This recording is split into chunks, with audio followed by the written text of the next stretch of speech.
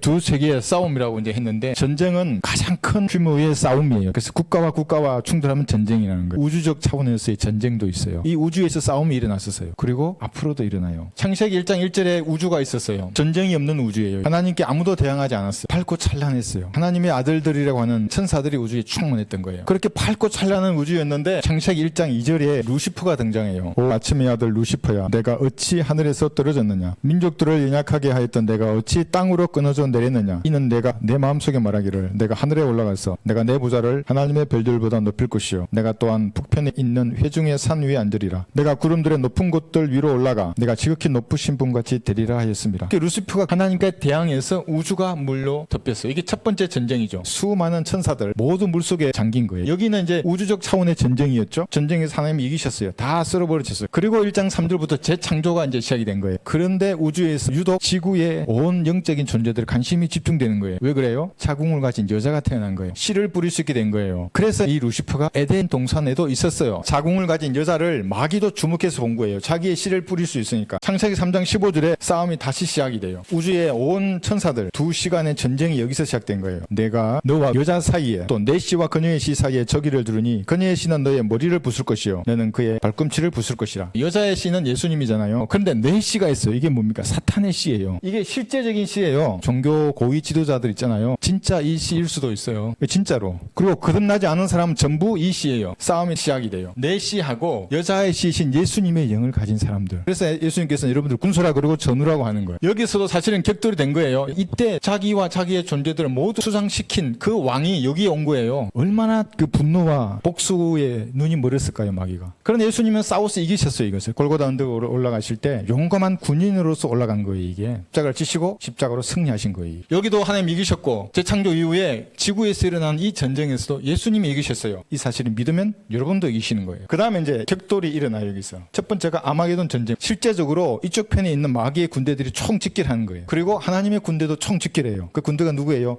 여러분이에요. 여기서 격돌하는 거예요, 진짜로. 이쪽 군대하고 여러분하고. 누가 이겨요? 여러분이 이기는 거예요. 성경은 이미 승리를 예언해 놓으셨어요. 그래서 아마게돈에서 이기고 2억의 군대뿐만 아니라 다 짓밟으실 거예요. 그리고 이제 살아남았어요. 그럼 저거 할 거 아니에요. 민족들의 심판대 다 불러 모아요. 확인 사살하는 거예요. 살아나오면 왕국에 들어갈 수 있어요. 그러니까 너무나 많은 사람들이 여기서도 패배할 거예요. 요리조리 잘 피해 다녔지만 염소의 민족으로 분류되면 그 개인은 지옥에 던져지는 겁니다. 여기서부터 시작된 전쟁이 지구로 와서 여기서부터 또 시작이 됐는데 여기서 이런 격돌이 있는 거예요. 그리고 아까 말씀드린 이 백보자 심판에서 다시 또 쓰는 거예요, 이제. 그러니까 패배자가 받을 참혹함이 뭔지를 여실히 보여줘요. 그래서 제가 압승이라고 말하는 거예요. 끝나고 영원 세대에 들어가잖아요. 패배자들은 어디 있어요? 불못에 있는 거예요.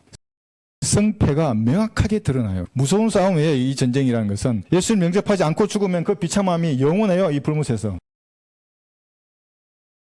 우주적인 싸움도 있고 개인의 싸움도 있는 거예요. 만약에 이 땅을 살아가는 동안 구원받지 못했어요. 그러면 이 싸움이 이제 진 거예요. 전쟁에서 패배하면 다 잃는 겁니다. 내가 예수님을 만나지 못하고 끝내 갈보리를 거부하고 죽어서 이제 처참한 결과가 기다리는 거예요. 불못에서 영원히 벌레로 고통받는 거예요. 대환란 때가 되면 표도 안 받아야 되고 행위로 지켜내야 돼요. 적그리스도의 통치로부터도 이겨내야 되고 자기 육신과의 싸움에서도 이겨야 되고 유대인들은 율법을 지켜야 되고. 그런데 우리가 사는 교회 시대는 예수님의 피를 믿으면 이기는 거예요. 그냥 예수님을 구주로 영접하면 이겨요. 누구나 교회 시대는. 그게 남은 자가 되는 거고 이기는 자가 되는 거예요. 구원받은 이후의 성도들 여러분의 싸움도 있어요. 이제 지옥에 안 가요, 여러분들은. 그러나 그리스도의 심판석에서 서서 싸움의 결과를 딱 보는 거예요. 이게 지면 어떻게 됩니까? 다 불로 태워서 없어지는 사람이 있어요. 패배한 사람들을. 승리한 사람들은 성경대로 자기의 임무를 끝까지 수행해낸 사람들이에요. 그러니까 사실은 모든 것이 두 세계와의 싸움이에요.